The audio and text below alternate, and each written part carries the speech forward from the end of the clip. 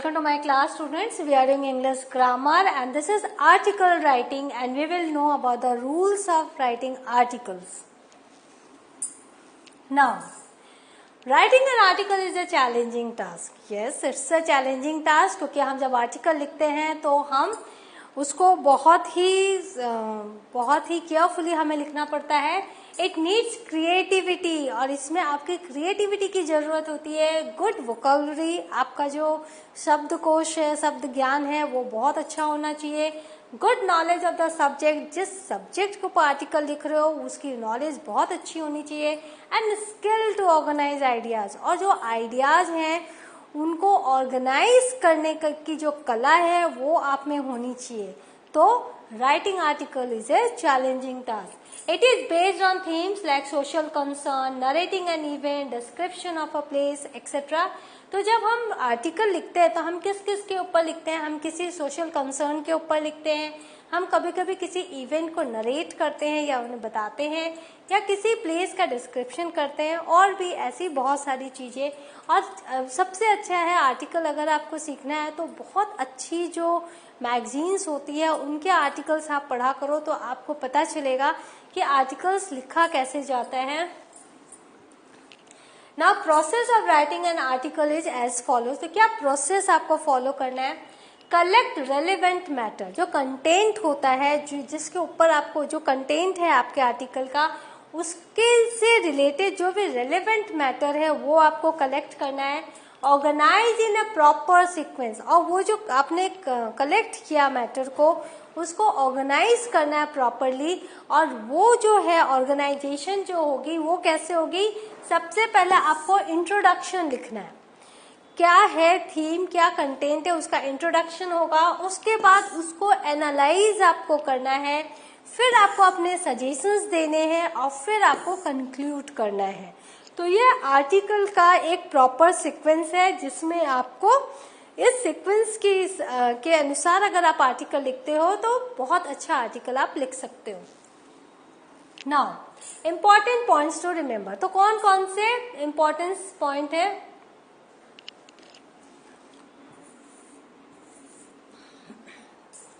Right eye catching heading. अगर आपने article बहुत अच्छा लिखा, लेकिन अगर आपने हेडिंग ही अच्छी नहीं लिखी, बहुत ही साधारण सा हेडिंग लिखा, तो लोगों का ध्यान उस पर नहीं जाएगा. तो आई कैचिंग हेडिंग होनी चाहिए. Beginning should draw readers attention, और हमेशा याद रखिए जो बिगिनिंग होती है, पहली लाइन, वो इतनी अच्छी होनी चाहिए कि रीडर का पूरा अटेंशन आपको आपकी तरफ आए, आपकी आर्टिकल की तरफ आए और वो रीडर उस आर्टिकल को पढ़े. Expose the topics by giving reasons. Example, how water is wasted. Suppose आपको एक टॉपिक है कैसे पानी बेकार किया जा रहा है, कैसे उसको व्यर्थ नष्ट किया जा रहा है, तो उसके ऊपर इस टॉपिक को आपको एक्सपोज करना है रीजन के साथ. जब आप कारण बताओगे तो ही हम ध्यान देंगे. और हमेशा याद रखिए कि जब तक हमें वैल्यू नहीं मिलेगी अपने टाइम की, हम जो टाइम दे रहे हैं आपके आर्टिकल को पढ़ने के लिए, वो टाइम हमारा वर्थ होना चाहिए स्पेंड करना आपके आर्टिकल को पढ़ने के लिए. तो जब तक आप रीजन नहीं दोगे, हम जब तक सीखेंगे नहीं, कोई सोल्यूशन नहीं मिलेगा हमें आपके आर्टिकल से, तब तक हमें आपका आर्टिकल नहीं समझ में आएगा और हम शायद उसे पसंद नहीं करेंगे. Suggestions, how to save conserve water.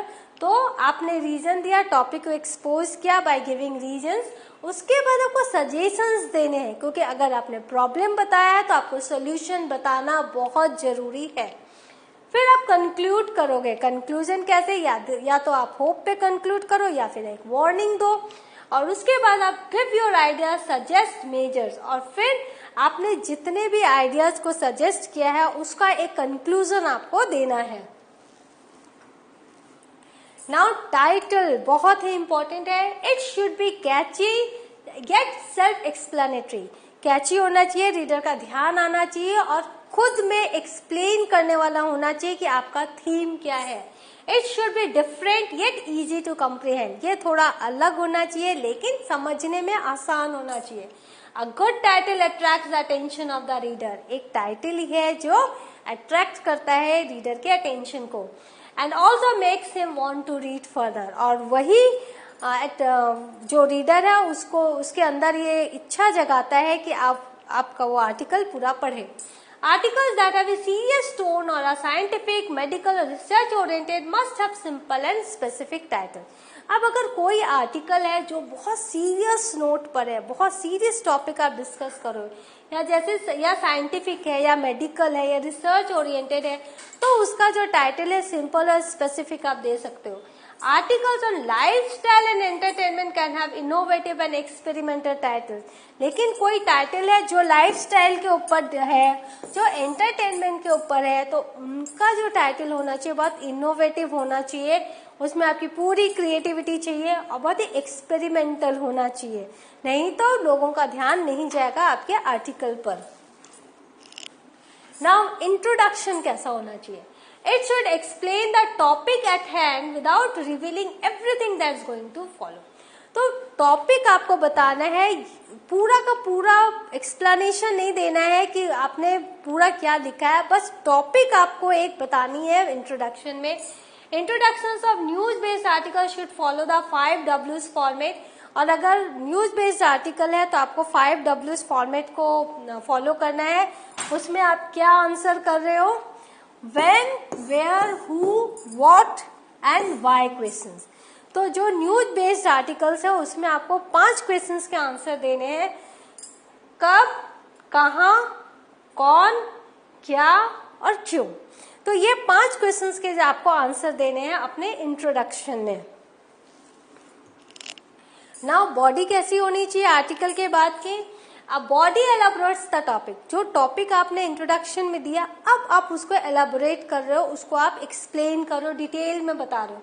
You need to research well on the topic. मैंने जैसे पहले ही कहा था, आपकी रिसर्च अच्छी होनी चाहिए, आपको पूरी की पूरी जानकारी होनी चाहिए उस टॉपिक के बारे में, so that your mind dreams up with facts and information. क्योंकि जब आपको जानकारी होगी और जब आप लिख रहे होंगे तो सारे इन्फॉर्मेशन जो है वो तुरंत आपके ध्यान में आते जाएंगे। Plan out a structure and systemise your ideas. एक स्ट्रक्चर बनाइए और अपने आइडियाज को सिस्टमाइज कीजिए, so that it is made more clear to the reader, ताकि ये क्लियर हो सके रीडर के।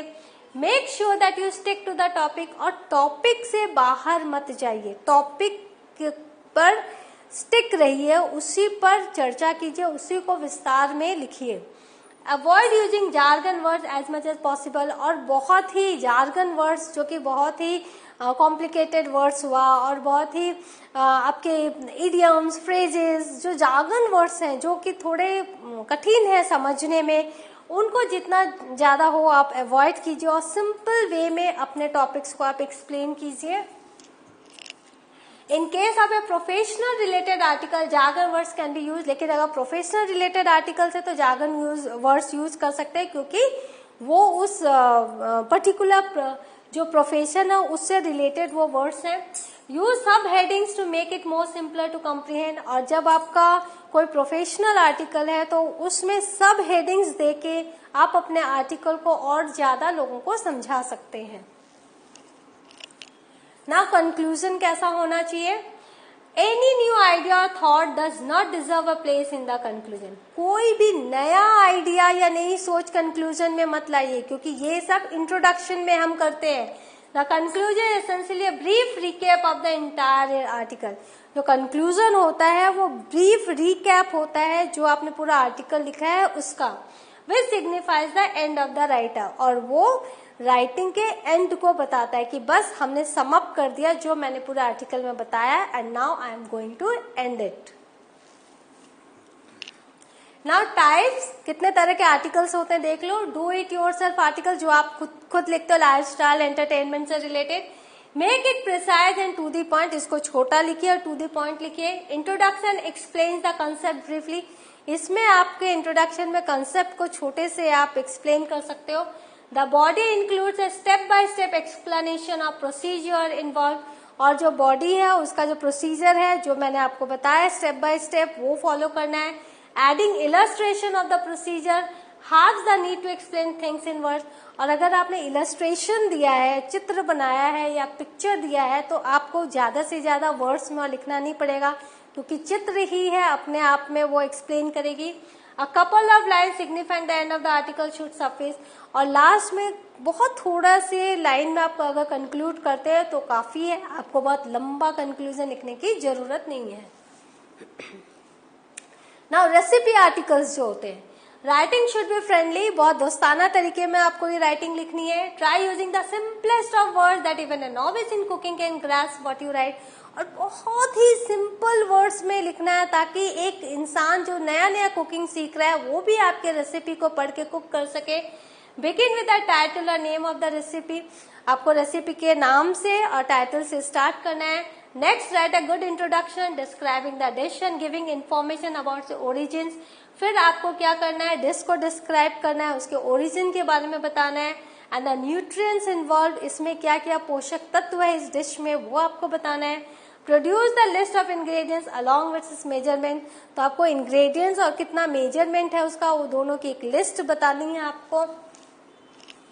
Photos of the ingredients can be added so that the readers get a clear picture. Photographs आप रेसिपी की लगा दो ताकि जो रीडर है उसको क्लियर पिक्चर मिल सके। Furnish the details of the steps involved in cooking, और कुकिंग में क्या क्या स्टेप्स आपको फॉलो करवाने हैं रीडर से वो आपको क्लियरली लिखना है। Let the steps be made clear and to the point. All the steps आपको क्लियरली लिखना है, to the point लिखना है। Later you can give additional information regarding the tips, suggesting an alternative method. उसके बाद आप एडिशनल इंफॉर्मेशन दे सकते हो कि भाई एक और अल्टरनेटिव मेथड है इस रेसिपी को कुक करने का। एंड रिस्क इन्वॉल्व, और क्या क्या रिस्क है इन्वॉल्व है इस रेसिपी की कुकिंग मेथड में वो आप बता सकते हो। A few line signifying the end of the article will suffice, और एक 2-3 लाइन में अगर आपने अपने आर्टिकल को खत्म किया तो बहुत है। लोगों को पूरी लोगों का अटेंशन रेसिपी में ही रहेगा, तो you can conclude it with few lines. फिर मोटिवेशनल आर्टिकल्स जो होते हैं, motivational articles are written with a purpose to inspire. तो इनका पर्पस क्या होता है कि आप दूसरों को मोटिवेट करते हो, इंस्पायर करते हो। A fitting quotation by famous personality और प्रोवर्ब क्रिएट्स एन इम्प्रेशन। तो आपको बहुत ही फिटिंग एक कोटेशन जो कि आपके जो आप मोटिवेट करना चाहते हो जिस लोगों को, उससे रिलेटेड प्रोवर्ब या फिटिंग कोटेशन आप डाल सकते हो और ये एक इम्प्रेशन क्रिएट करेगा। These articles start with identifying the problem and describing its debilitating effect on the human psyche. तो ये जो आर्टिकल्स आप शुरू करोगे उसमें प्रॉब्लम से आप शुरू करोगे और इसका क्या इफेक्ट होता है ह्यूमन साइकी में वो बताओगे। Next the body paragraph should focus on, उसके बाद आप बॉडी पैराग्राफ पे ध्यान दोगे। Ideas to release the worries and restoring normalcy, और इसमें आप वो आइडियाज दोगे जिससे कि आप चिंता से मुक्त कर सको रीडर को और कैसे नॉर्मल लाइफ आप वो लीड कर सके इसके बारे में बताओगे। You could make use of example snippets of poetry to explain instead of sounding too highbrows और फिलोसफिकल। तो आप एग्जाम्पल दे सकते हो, पोइट्री के आप एग्जाम्पल्स दे सकते हो और बहुत ही ज्यादा आपको फिलोसफिकल नहीं होना है और बहुत ही ज्यादा ज्ञान नहीं देना है, सिंपल से आप तरीके से रीडर को मोटिवेट कर सकते हो। It is extremely important to conclude this articles on a happy note, और बहुत जरूरी है कि हैप्पी नोट पर ये आर्टिकल का अंत हो और else they would not really be a motivational read, नहीं तो लोगों को इंस्पायर नहीं करेंगी और लोग इसको फिर पढ़ेंगे नहीं। Now descriptive articles that require lengthy explanations or of the educational or scientific variety should be formally written. जो descriptive articles होते हैं वो या तो scientific होते हैं या फिर educational होते हैं, तो उनको बहुत ही formally लिखा जाता है। These articles typically follow the introduction, body, conclusion format, जो कि मैंने पहले आपको बताया, ये format आपको follow करना है। Make use of subheads in order to enhance the reader's friendliness. आप अगर सब हेडिंग दोगे तो रीडर जो है बहुत अच्छे से समझ पाएगा और वो बहुत फ्रेंडली वे में पढ़ेगा। The conclusion should be a brief review of the entire essay, और पूरे एसे का एक ब्रीफ रिव्यू होना चाहिए आपका कंक्लूजन। रिव्यूज जब हम देते हैं, रिव्यूज कैसा होता है, the focus should be on the analysis right away. आपका पूरा फोकस एनालिसिस पे होना चाहिए। Explain the product specifies in the introduction, जो प्रोडक्ट आपने इंट्रोडक्शन में स्पेसिफाई किया है उसी को आपको एक्सप्लेन करना है। Along with the most important features to watch out for, और इसके साथ साथ और जो इंपॉर्टेंट फीचर्स है जो आपको देखने हैं वो आपको बताना है। The body should include N analysis of the features, और जो बॉडी है वो फीचर्स को एनालिसिस करेगी। Inserting a pros and cons section here is advisable. और वो जो प्रोडक्ट है उसका प्रॉस एंड कॉन्स जो दोनों पक्ष आपको रखना है, क्योंकि इससे एक क्लियर आइडिया रीडर को मिलेगा। Conclude with your overall opinion. फिर जब आप कंक्लूजन करेंगे तो आप अपना ओपिनियन रखोगे and make sure do not make it prejudice. और याद रखना कि अगर आपको ये वो प्रोडक्ट पसंद है तो आप उसकी बहुत सारी अच्छाइयां ना बोल दो, क्योंकि उसको प्रेजुडाइज नहीं करना है, आपको बैलेंस में रखकर रिव्यू लिखना है। Also do not begin to discuss any new point while you are signing off. और जब आप खत्म कर रहे हो तो कोई भी नया पॉइंट मत उठाओ, क्योंकि वो हम सिर्फ इंट्रोडक्शन में उठाते हैं।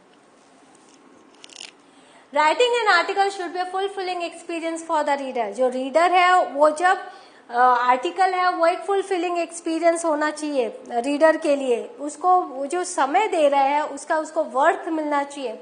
Only then justice will be done, तभी जस्टिस हो पाएगा। Insincerity spotted almost immediately. अगर आप सिंसियरिटी के साथ नहीं लिख रहे हो तो तुरंत पता चल जाएगा कि आप सिंसियर नहीं हो। And no formats can rescue such a write up. और फिर ऐसी राइटिंग को कोई भी फॉर्मेट नहीं बचा सकता। Honest writing always manages to drive the point home. और जितना आप ऑनेस्टली अपनी राइटिंग को आर्टिकल को लिखोगे उतना आप रीडर के करीब पहुंचोगे and automatically falls in line with the necessary format. और जितना आप ऑनेस्टली लिखोगे तो आप देखोगे खुद ब खुद ये फॉर्मेट के हिसाब से लिखा जा रहा है, फॉर्मेट फॉलो हो रहे हैं automatically. So what have you learned? We have learn article writing. आपके ग्रामर बुक में बहुत सारे एग्जाम्पल्स हैं, आप बोर्ड के क्वेश्चन पेपर्स देख सकते हो, वहां आर्टिकल राइटिंग के बहुत सारे टॉपिक्स हैं। तो आप इस फॉर्मेट को ध्यान में रख के आर्टिकल्स लिखो और जब आपका एग्जाम आए तो बहुत कॉन्फिडेंटली आर्टिकल लिख कर आओ। Thank you.